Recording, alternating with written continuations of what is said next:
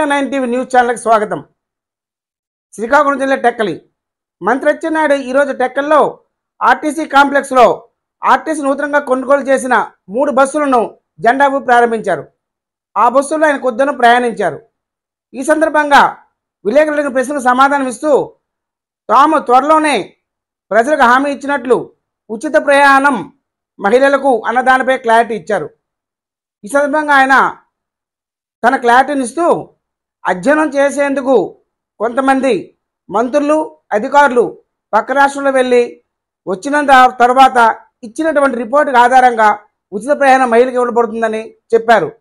ఎటువంటి అవకతవకలు లేకుండా, ఎటువంటి లొసుగులు లేకుండా, ఎటువంటి సాంకేతిక పరమైనటువంటి ఇష్యూస్ లేకుండా మహిళలకు మంచిగా ఉచిత బస్సు ప్రయాణం ఇవ్వడమే తమ ధ్యేయమని పేర్కొన్నారు.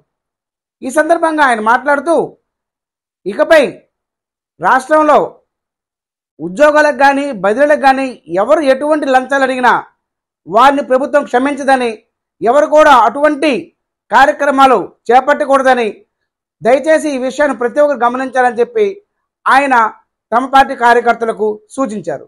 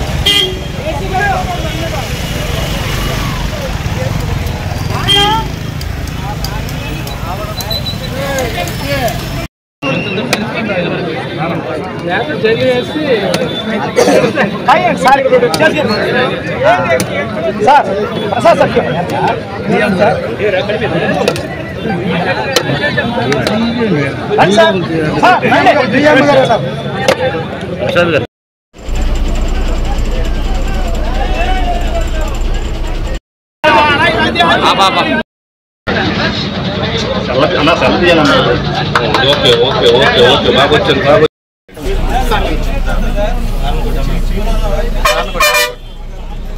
ఓకే కొద్ది ముందుకెళ్ళా